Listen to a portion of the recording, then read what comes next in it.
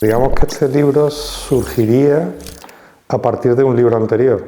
Un libro anterior que hice sobre un pintor holandés que estuve viviendo en Alcalá muchos años y me planteé la posible relación que pudiera tener, si hubo alguna, con Cristóbal Hall, porque me di cuenta que habían coincidido prácticamente los mismos años en los que estuve viendo este otro pintor, Christian Wijdecopper, en Alcalá, con los mismos años en los que estuve viendo Cristóbal Hall aquí. Entonces recordaba unos artículos que Pepe Romero Portillo había publicado, dos magníficos artículos que había publicado en La Voz de Alcalá, y digamos que me dio un poco pie a buscar algún dato sobre Cristóbal Hall. Y a partir de ahí, bueno, pues me fui dando cuenta que era una persona que con muchísimos matices y del que no se había hecho una biografía en condiciones, ¿no? Entonces había datos sobre él, había muchos datos publicados sobre él en muchos sitios diferentes, pero no una monografía, ¿no? Y eso fue un poco el comienzo, digamos, de la investigación. Fue la idea de la que partí, pero no he tenido constancia de que tuvieran ninguna relación, de que estuvieran conociendo entre ellos. Me queda la cosa de que probablemente, y eso ya está en mi imaginación, que probablemente coincidan en alguna calle de Alcalá y se cruzaran. Pero constancia escrita de que uno u otro lo mencionase no hay. El otro me llevó más tiempo, pero no de forma continua, sino porque el otro no tenía un plazo, ¿no? Digamos, ¿no? El otro, Christian Wijdecopper, fue un pintor que vivió en mi casa y la usó, digamos, de alojamiento para otros intelectuales y otros pintores holandeses. Entonces, yo empecé haciendo un trabajo de investigación sobre Wijdecopper, que no era un gran pintor, bueno, un pintor, digamos, menor, pero su vida también era muy interesante y también era escritor, pero digamos que la investigación se me abrió hacia esos otros pintores que trajo aquí, pintores, escritores, que trajo aquí Alcalá, que sí eran bastante buenos. Entonces, el trabajo de Wijdecopper, desde que empecé hasta que acabé, fueron casi 18 años. El tiempo, bueno, lo tengo claro porque fue el tiempo en el que nació mi hijo cuando empezó el libro o el trabajo, y se publicó prácticamente cuando él tenía 19. Entonces, ese trabajo me llevó mucho tiempo, pero de forma discontinua. Y el de Cristóbal Hall pues me ha llevado desde que se presentó el libro de Wijdecopper, que empecé con el otro, han sido prácticamente 2 años. Sí, el problema de Cristóbal Hall es una persona que ya os digo, hay datos sobre él escritos en diferentes ciudades donde las que él, digamos, vivió en España, especialmente en Murcia y en Valladolid, muy poco de Alcalá. Entonces, esos datos, sobre todo los de su infancia y juventud, pues obviamente no había casi nada publicado, no había mucho, incluso la información era contradictoria entre sí. Entonces, el trabajo de investigación, digamos, lo que ha sido es ir a las fuentes, digamos, donde sabía que había documentos, por ejemplo, el expediente militar suyo en los archivos de Kew, en Inglaterra, algunas cartas que había en la Universidad de Reading, en el Museo del Mundo Rural. Luego también hay muchas cartas de él y de la relación que tuvo con intelectuales españoles como Jorge Guillén en la Biblioteca Nacional. En la residencia de estudiantes también hay cartas con Adriano del Valle. Y luego muchas otras fuentes, digamos, luego los diferentes libros o publicaciones que él mismo hizo, que se refieren a él, ¿no? De otros artistas con los que estuvo relacionado. Y luego también ha habido una fuente, digamos, de documentación verbal, que ha sido el contacto con la familia con la que él, digamos, tuvo relación en Alcalá, y su propia familia, que, bueno, tuvo una hija natural y otra adoptiva, que aún viven, una en Lisboa, la otra en París. Entonces he podido contactar con su hija natural a través de correo electrónico, y eso ha sido un poco, digamos, el trayecto, digamos, de buscar información, ¿no? Cristóbal Hall es un pintor, también hizo algunos ensayos, algunos artículos en publicaciones españolas, pero principalmente pintor, y él de hecho así lo pone en su tumba. Él está enterrado en la tumba del cementerio británico de Estrella, en Lisboa, y él en su tumba es lo que pone pintor, painter, ¿no? Entonces es un pintor inglés, de origen inglés, que tuvo, bueno, de una familia, digamos, acomodada, porque su padre era un científico bastante reconocido de la investigación agrícola, que llegó a ser secretario del Ministerio de Agricultura en la época, digamos, más importante cuando eran los comienzos de la Primera Guerra Mundial, que el tema agrícola pues se le dio mucha importancia como forma de autoabastecerse Gran Bretaña frente a un momento de crisis de guerra, ¿no? Entonces fue un hombre con mucho poder, económicamente era una familia pudiente, y él tuvo la desgracia, bueno, no solamente él, su familia tuvo la desgracia de él ser gravemente herido en la Primera Guerra Mundial y el hermano morir en ella. Él perdió una mano y un pulmón, y entonces los médicos le recomiendan que busque un clima más benigno y en el sur de Europa, mejores condiciones que las que tenía en Gran Bretaña, y se traslada al sur de Europa, después de morir su madre seguramente de pena de haber perdido al hijo mayor y de haber visto cómo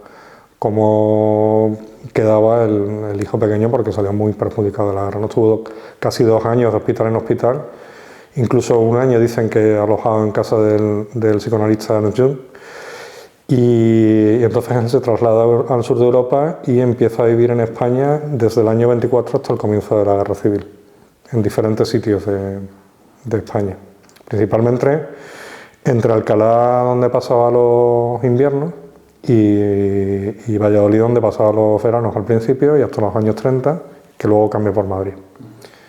Y luego también con mucho contacto con Murcia. Entonces es una persona que renuncia, digamos, a su patria natal, Inglaterra, descubre una España que a él, fuera de los tópicos, porque lo que le gusta es el campo y los pueblos pequeños.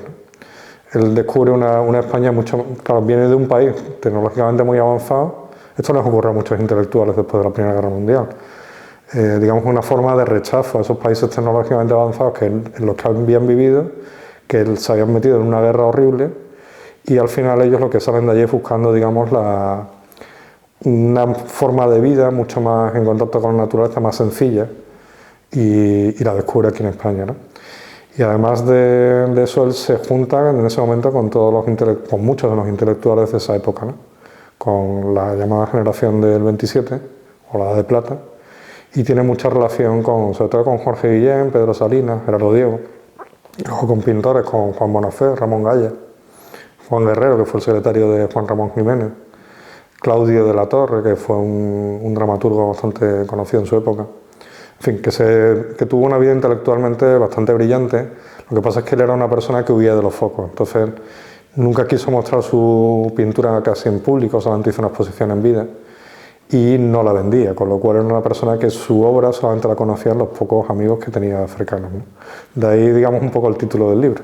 De hecho, digamos que hay un problema con el libro, digamos, trata al final, digamos, su obra pictórica, pero su obra pictórica conocida apenas supera los 50 cuadros, o los 50 obras, ¿no? Y hay muchísimas más, porque él pintaba, cuando se lo permitía su salud, pintaba todas las horas que podía al día, ¿no? No era muy prolífico, pero y además destruía muchas obras, era muy exigente y destruía mucho de lo que pintaba, pero hay muchísimas obras por ahí desperdigadas que no se sabe ni dónde están. Otro problema añadido es que él no firmaba las obras, con lo cual eso va a dificultar, si el día de mañana se quiere hacer y hay idea de hacerlo, una retrospectiva sobre él más exhaustiva, va a ser bastante complicado averiguar dónde está esa obra, porque está dispersa por muchos países del mundo, y luego recopilarla en condiciones. Sí, él no vendía esa obra, pero sí regaló muchos cuadros, sobre todo su viuda. Después de fallecer, la viuda repartió bastante obra suya. Digamos que el interés de Christopher Hall es múltiple. Por un lado, su obra ya de por sí creo que es bastante interesante. Él empezó haciendo un tipo de pintura, digamos, que encuadraría con lo que es la nueva objetividad, luego acaba en el lirismo poético, un poco siguiendo la tradición pictórica de ese momento, ¿no? Entonces, su obra ya de por sí merece, digamos, que la atención, ¿no? Por otro lado, su vida es casi de novela. Participó en la Primera Guerra Mundial con unas trágicas consecuencias, como hemos dicho. Sufrió la Guerra Civil Española y se tuvo que exiliar a Francia. Sufrió la Segunda Guerra Mundial y se tuvo que exiliar al Caribe. Su vida, digamos que para los 52 años que escasamente vivió, fue bastante intensa. Y por otro lado, en tercer lugar, digamos que la relación que él tuvo con la mayor parte de la gente que en ese momento decía algo, ¿no?, en el mundo intelectual español. O sea, tuvo relación con todos ellos prácticamente. Entonces se movió en esos círculos y no de forma pasiva. Él era un catalizador, digamos, también. Lo fue en Valladolid, lo fue en Madrid, lo fue en Sevilla. Lo que pasa es que siempre desde la sombra. La gente de la revista Mediodía, los poetas de la revista Mediodía, venían a pie solo a Alcalá a verlo a él como un referente, digamos, de la vanguardia, de la vanguardia europea, de la pintura europea. Y él, claro, le parecía incluso divertido aquello, ¿no?, porque no le parecían como jóvenes muy idealistas, ¿no?, los que se lo tomaran en serio a cual como un referente incluso le hacía gracia, ¿no? De hecho, quizás lo que le achacan la mayor parte de los críticos es que era, digamos, un poco veleta, en el sentido de que si veía algo que le gustaba, llámese un pintor en una exposición o llámese una tendencia, él, digamos, que la seguía, ¿no? Eso es un poco lo que le achacan, pero bueno, eso no era solamente él. La mayor parte de los pintores de aquella generación, y más que irse a Ramón Gaya, por ejemplo, Benjamín Palencia, muchos de estos pintores de esa época, más conocidos que él, empezaron haciendo realismo mágico y luego fueron evolucionando, como su pintura también, ¿no? Entonces, él no refleja, digamos, elementos históricos en su pintura, porque más bien o es retratista generalmente, o es paisajista, o bodegones, que también solía hacer, pero no es una pintura histórica. Entonces, su reflejo, digamos, del momento en el que pinta es más, digamos, la forma en la que lo hace, ¿no? Mucho, tanto la influencia que ejercieron sobre él, como la que él ejerció sobre los demás. Digamos que hay un trasvase ahí continuo de información, de consejos. Mariano de Cossío, que fue uno de los pintores con los que se relacionó bastante, porque tuvo relación con todos los Cossío, con Francisco de Cossío, el periodista, con Mariano de Cossío, que fue arquitecto, bueno, estudió arquitectura y luego retomó la pintura gracias a Hall. Entonces, en Mariano de Cossío su influencia es absoluta. En Ramón Gaya no tanto, porque Ramón Gaya tenía una personalidad propia que incluso chocaba un poco con los puntos de vista, ¿no? Pero también, digamos, tenía un gran respeto de Ramón Gaya por Cristóbal Hall. Y sobre todo Juan Bonafé. Juan Bonafé es un pintor bastante poco conocido, porque es un pintor que, bueno, se movió entre el ámbito de Madrid y Murcia. Tiene un retrato, su obra que digamos más conocida quizás sea el retrato que tiene de Juan Ramón Jiménez y Zenobia, los dos retratos que hay en la casa de Moguer. Pero esa influencia entre los dos fue constante. Juan Bonafé era un pintor que le acompañó a Hall muchísimas veces, lo trajo a pintar aquí a Alcalá, lo llevó a San Fernando a pintar, y la influencia de los dos fue mutua. De hecho, el estilo de Hall, el cambio de la nueva objetividad hacia este lirismo poético que hacen otros pintores, es gracias a Juan Bonafé, porque él ve sus acuarelas, se queda enamorado de esas acuarelas y empieza a pintar a él también acuarelas y empieza a cambiar ese estilo, ¿no? Eso se produce más o menos en los años 30, el 29-30. La primera relación de Cristóbal Hall con Alcalá es a través de Juan Troncoso. Juan Troncoso tenía una fonda, digamos, una pensión en la calle La Mina.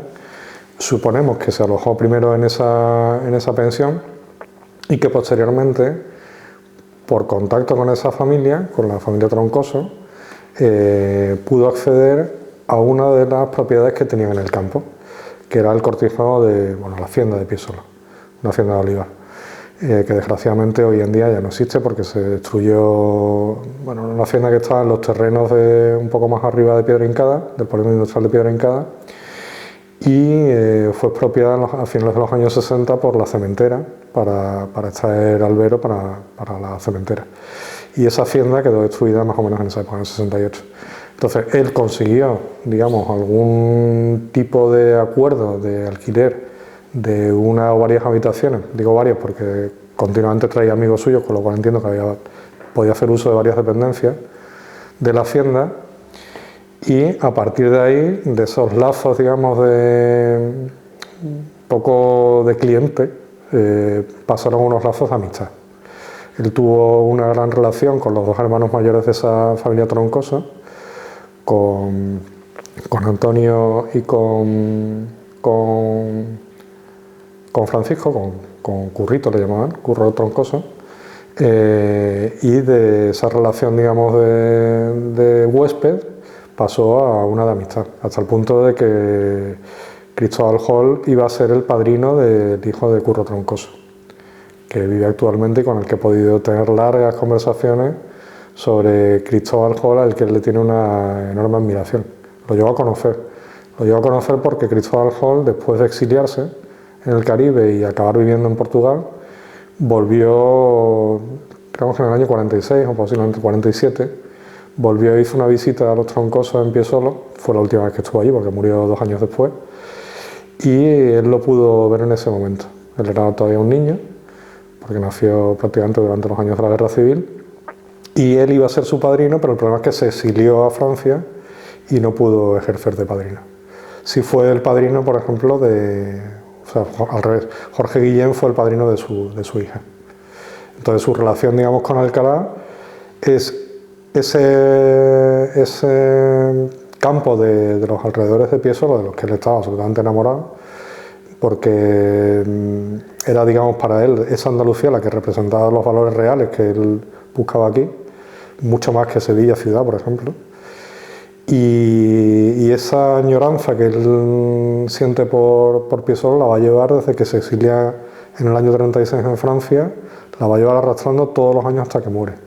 De hecho, en sus cartas desde Jamaica y desde Cuba, continuamente habla del cortismo de Piesolo, absolutamente. De hecho, hay una frase despectiva sobre Sevilla. No era solamente... No, de hecho, era un personaje con una ironía muy fina. De hecho, sus cartas son algo que...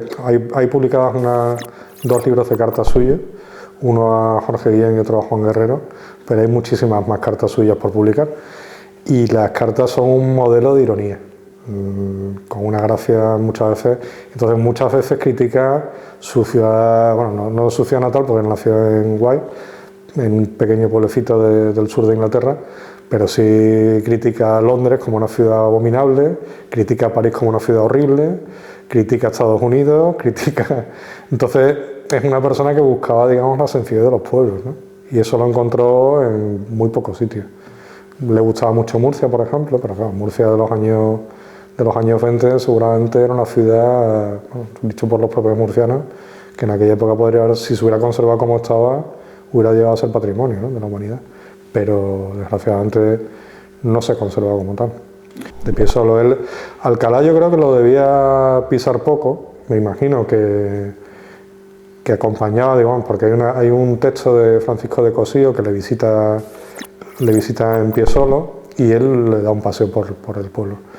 Y Francisco de Cosío escribe un texto sobre ese paseo, no cita que sea de Alcalá, pero bueno, la descripción coincide con algunas cosas, con la Cuesta del Águila, coincide con el Arrabal del Castillo, entonces es muy probable que sea Alcalá, ¿no? Y entonces en esas visitas en sí acompañaba, digamos, a sus invitados, ¿no?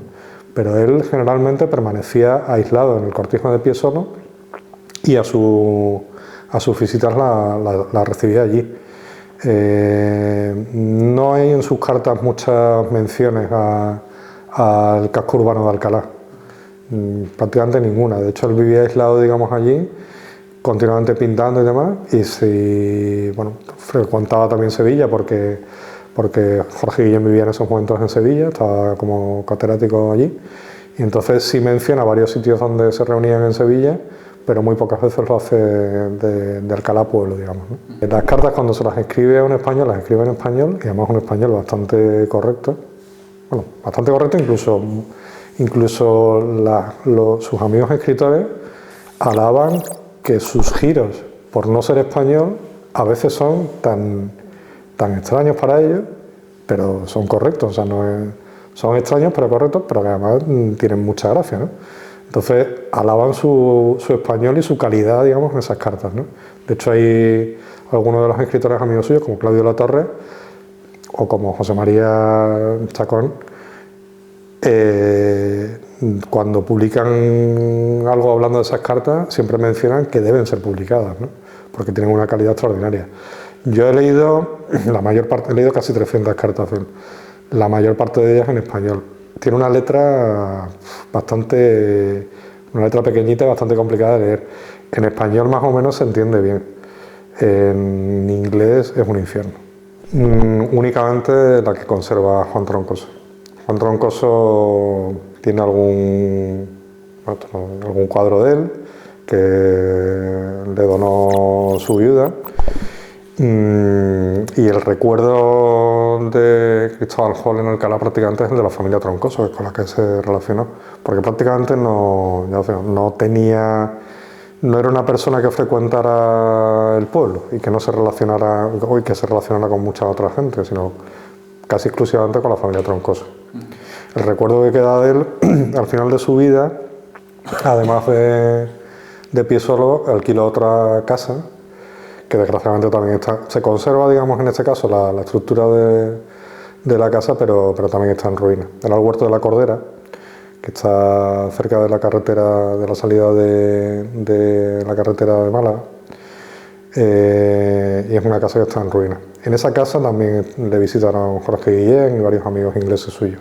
Sobre todo lo que está pendiente es hacer una recopilación exhaustiva sobre su obra, porque eso es lo más complicado. Eso, digamos que a mí, con mis medios para este trabajo, se me escapaba un poco, porque digamos que ahí tienen que intervenir ya otro tipo de instituciones, de museos que contacten con otros museos, de la propia familia que sea capaz de dar datos fiables sobre dónde están esas obras. Yo te digo, no estaban firmadas, con lo cual, y luego cambiaba de estilo, con lo cual tampoco es un pintor que diga, bueno, 100% se puede saber que es una obra suya. De hecho, ha habido confusiones en algunas exposiciones entre obras suyas y las de Mariano de Cosío. Entonces, digamos que hacer ese trabajo, digamos, está pendiente. Y luego, por supuesto, que va a haber más información. Yo no he podido leer las cartas que tuvo con la familia Cosío, especialmente con Francisco, y deben ser muchas. Están conservadas seguramente en la casa museo de José María de Cosío, del hermano, en Tudanca, en Cantabria. Yo he intentado contactar con ellos, no ha sido posible. Estoy intentando contactar por otro lado, pero bueno, está pendiente de eso. Digamos que sí, que hay información todavía que va a poder salir a la luz, que no está reflejada en el libro porque había que poner un límite de fecha, había que poner un punto en algún sitio y se decidió que fuera aquí ahora. Pero seguro que hay más información sobre él. Y sobre todo lo que os digo, ya el hecho de que la obra sea extensa y esté repartida por muchos países. La obra, por ejemplo, de Jamaica, de esa no se sabe absolutamente, bueno, muy poco, la que conservó la familia, pero esos retratos que él pudo hacer allí en su última época para sobrevivir, para ganar algo de dinero, esos retratos no se sabe absolutamente nada de ellos, con lo cual esa parte queda por hacer. A ver, hay datos escritos sobre él, sobre todo por la relación que tuvo con otros pintores, con otros intelectuales, tanto en Murcia como en Valladolid, en Madrid, pero en muchos casos esos datos eran incluso contradictorios.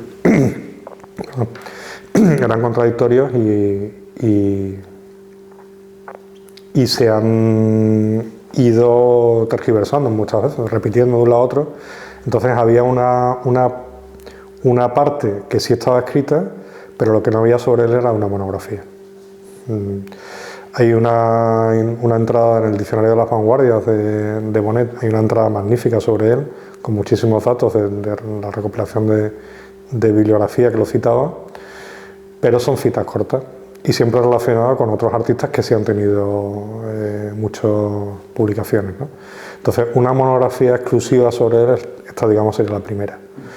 no es, digamos, completa, porque faltaría por conocer de forma exhaustiva toda su obra, pero sí, bueno, ahora mismo sería la más, digamos, lo más cercano a ello. Sí, sin duda. De hecho, hay una de las primeras cosas que leí sobre él, que es un artículo de Claudio de la Torre. Claudio de la Torre hoy día es una figura muy poco conocida, fue muy amigo suyo, pero recibió 2 veces el Premio Nacional de Literatura. Era un dramaturgo y en un artículo que escribió sobre él, que está recopilado en un libro de ensayos suyo, que se llama Geografía y Quimera, decía que algún día alguna calle de Alcalá o de Sevilla o de Valladolid lucirían una placa de Cristóbal Juan o algún busto incluso, ¿no? Desgraciadamente no hay nada de eso. No hay nada de eso hasta el punto de que, siendo probablemente junto con Guy de Copper, el otro pintor del que hablábamos, y Nicolás Alpériz, de los pintores que más tiempo han vivido en Alcalá, pues prácticamente no hay ningún recuerdo sobre él. De hecho, no hay casi constancia, o al menos cuando yo empiezo a preguntar que si alguien conoce alguna obra de Cristóbal Hall hecha en Alcalá, me queda claro que nadie conoce nada actualmente. Entonces, es una persona o es una figura o un pintor que está por descubrir seguramente en España, pero sobre todo en Alcalá. De hecho, la dificultad, digamos, del libro, digamos, sería la parte de Alcalá, porque hay datos sobre él en Murcia, hay datos sobre él en Valladolid, hay datos sobre él en Madrid, pero en Alcalá era la parte más desconocida, ¿no? Entonces, digamos que ha sido esa información proporcionada por la familia Troncoso y sobre todo la información que él da en las cartas, porque la mayor parte de ellas están escritas desde Alcalá, digamos, la que da pie a toda la información que se ha sacado sobre él en Alcalá y a la gente que trabajó aquí, que estuvo no solamente alojados por él aquí en Alcalá, sino que es que trabajaron aquí, todos hicieron obras aquí. Entonces es un poco un caso parecido al de Guy de Copper con esos otros pintores que trae Alcalá, ¿no? Unas historias que hasta ahora eran poco conocidas o nada conocidas, ¿no? Pinta principalmente algunos de la obra conocida, digamos, es algún paisaje con molinos, pinta pie solo en los interiores, pinta retratos de trabajadores de pie solo, varios de hecho, bodegones que hacía allí, porque para él, digamos que su idea de lo que representaba Andalucía no era un paisaje andaluz, era a lo mejor una simple maceta o una vasija de Lebrija. Entonces pinta cosas muy cercanas. Y luego cuando cambia de estilo, digamos, hace acuarela, cambia de técnica, pues se pasa a la acuarela, pero sigue pintando cosas cercanas. De pie solo tiene algún paisaje de Alcalá y también otro mencionado de la carretera de Alcalá, pero del casco urbano yo no he visto ninguna pintura suya. Es que no he hablado, hay una relación familiar entre Cristóbal Juan y Ramón Gaya. Entonces, Ramón Gaya pierde a su mujer al final de la guerra civil, muere en un bombardeo cuando intenta salir de España hacia Francia, hacia el exilio. Entonces su mujer muere y queda viva su hija, que tiene 2 años, ¿no? Su hija la acaba recogiendo la mujer de otro escritor, de Rafael Dietz, la Carmen Muñoz, la mujer de Rafael Dietz, y la traslada a París. Consigue pasar la frontera y la traslada a París. Hay otro escritor, Corpus Vargas, se hace cargo de ella y se la lleva acaba, digamos, en la vivienda, en la residencia donde tenía Cristóbal Hall con su mujer y su hija, donde estaba viviendo el exilio, ¿no? En Francia. Entonces Ramón Gaya parte al exilio hacia México, pero Alicia se queda con la familia Hall, entonces la crían ellos. Ramón Gaya no regresa del exilio hasta el año 52 y Ramón Gaya no regresa del exilio hasta el año 52 y Cristóbal Hall muere en el año 49. Con lo cual, digamos que la Alicia es criada por Cristóbal Hall y Trinita, su mujer, y de hecho acaba viviendo en Lisboa, donde ellos se habían exiliado. Entonces hay una relación muy fuerte, lógicamente lazos familiares, de Cristóbal Hall con Ramón Gaya. En Murcia existe un museo, el Museo Ramón Gaya, dedicado a este pintor, y Ramón Gaya, una de las cosas que quiso hacer en ese museo es que se reconociera la obra de sus amigos. Y entre esos amigos, obviamente, estaba Cristóbal Hall. Entonces, el Museo Ramón Gaya guarda memoria, digamos, de la obra de Cristóbal Hall. Tiene cuadros de él, tiene mucha documentación, cartas, catálogos de la exposición que se hizo en el año 49. Digamos que es uno de los pocos sitios en España que guarda memoria de Cristóbal Hall. Entonces, cuando pude contactar finalmente con ellos, bueno, lógicamente me mostraron muchísimo interés porque digamos que está en el círculo de Ramón Gaya y con una relación directa con su influencia fue mutua, o sea, influencia tanto intelectual como familiar. Entonces, para ellos, este libro, digamos que le da valor, digamos, a una de las figuras que está más relacionadas con Gaya. Y no sé si un poco motivado por el comienzo del libro, que bueno, que el director ya lo pudo ver el borrador y demás, o un poco con esa idea, pues se ha hecho una exposición que se inaugura mañana con cuadros que tanto Cristóbal Hall como Ramón Gaya pintaron sobre su hija, Alicia Gaya. Es un poco, digamos, ella es el nexo de unión entre ellos dos. Bueno, ella le llamaba incluso a su padre inglés, ¿no? La consideraban, los dos llamaban a sus hijas, indiferentemente que fuera la hija natural y la adoptada, le llamaban hija, ellos se consideran los dos padres de ellas dos, ¿no? Sí, vamos, sí, formalmente no ceñimos al libro de Juan Lacomba que hace sobre la exposición de la pintura paisajista de Alcalá. Cristóbal Hall está incluido.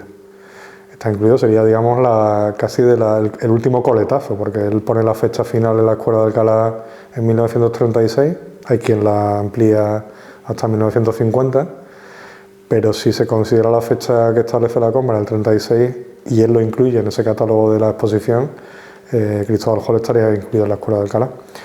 Y además se da la circunstancia curiosa, porque la Escuela de Paisajistas de Alcalá comienza y acaba, en ese caso, con unos británicos en una hacienda de olivar, en Alcalá.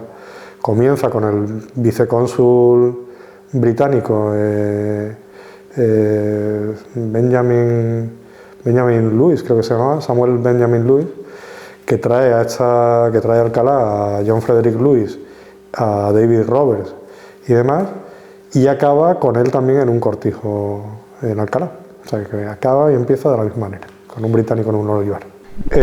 Su relación con Alcalá para mí es clara. De hecho, yo creo que de todas las ciudades, bueno, todos los lugares donde vive en España, el que siempre está, al que siempre vuelve es Alcalá. Entonces, digamos que Alcalá ejerce una influencia en él absoluta. Sin embargo, para mí creo que el personaje o su obra o incluso su vida trasciende del ámbito alcalareño. Él se relaciona con mucha gente en España, con diferentes intelectuales en diferentes ciudades, entonces no solamente podría ceñirse su figura Alcalá en España, sino que abarca un ámbito mucho mayor. Y de hecho, hay gente, tanto periodistas como críticos de arte, que se han interesado por él y han escrito sobre él, tanto en Valladolid como en Murcia. Ya os digo que un poco la dificultad seguramente para completar eso era tener la información sobre Alcalá, que era la que probablemente era más difícil de acceder para gente de fuera, ¿no?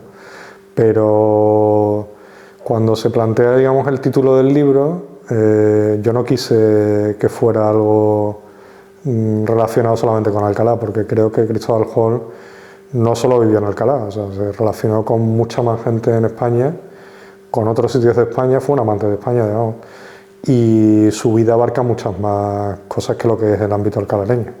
Sí, de hecho, él se relacionó con la mayor parte del círculo de intelectuales de Valladolid y ejerció influencia en una pintora, por ejemplo, como Ángeles Santos. Ángeles Santos tiene una obra que se llama El Mundo, que es casi la obra estrella después del Picasso en el Museo Reina Sofía. Es una obra surrealista y esa obra Cristóbal Hall la tuvo en el mismo sitio donde él pintaba. A él le buscaron como estudio los altos del Teatro Calderón en Valladolid y él pintaba allí. Bueno, pues en esos años él coincidió con Ángeles Santos, que era una niña, prácticamente tenía 17, 18 años, y esa obra la tuvo él al lado, en el mismo estudio donde él pintaba. Pero a su vez se reunía con Francisco de Cosío, con Aurelio García Lesmes, que era otro pintor, con muchos intelectuales de ese Valladolid, Loigorri, con Pino, gran poeta, o sea, prácticamente con todos ellos. Y él formaba parte de ese círculo. Entonces, hasta los años 30, que él cambia seguramente Valladolid por Madrid, se movió con todo, y de hecho la primera relación que tiene con Jorge Guillén es allí. Y Jorge Guillén, digamos, va a ser el nexo con todos los lugares a los que vaya, con Sevilla porque se traslada aquí, con Murcia porque también fue catedrático en Murcia, con Madrid porque también visitaba frecuentemente Madrid. En fin, digamos que Jorge Guillén es un poco el que le pone en contacto con otros intelectuales en otros sitios, en otras ciudades, ¿no? Pero el pozo que quedó en Valladolid es bastante fuerte. De hecho, ha habido un periodista que ha escrito varios artículos sobre Cristóbal Hall en Valladolid, incluso un capítulo de un libro. Bueno, básicamente lo importante que no se haya dicho sería que es una persona que huyó un poco de esa exposición pública. Era una persona que no quería ningún reconocimiento. Seguramente no le hacía falta en el tema, en el aspecto económico. Y él se daba su obra, pero porque tenía esa necesidad de pintar, no por mostrarlo al público ni por hacer comercio con ella. De hecho, era algo que él repudiaba casi. Entonces, es una persona, digamos, que no quiso estar en ese frente, digamos, de artistas ni exponerse al público, ¿no? Una persona muy exigente con su obra, pero también tímido de mostrarlo, ¿no? Entonces, quizás por eso sea poco conocido, porque la poca gente que la vio fue sus amigos más cercanos, ¿no? Entonces, sí, bueno, le he pedido a otro periodista, en este caso Jesús Morillo, es no solamente amigo, porque yo lo considero un hermano pequeño y él a mí un hermano mayor, tenemos relación familiar, es un primo segundo, pero Jesús Morillo, bueno, ha trabajado muchísimos años en cultura en el ADC. Para mí, bueno, en su ámbito ha hecho entrevistas a gente, me parece que creo que fue el último periodista que entrevistó a Bolaño, por ejemplo, ¿no? Entonces, cuando hice la presentación del libro anterior, le pedí a Guillermo Bermudo que me lo presentara, que es otro buen amigo, y en este caso me quise contar con Jesús, y la idea es que lo presente él.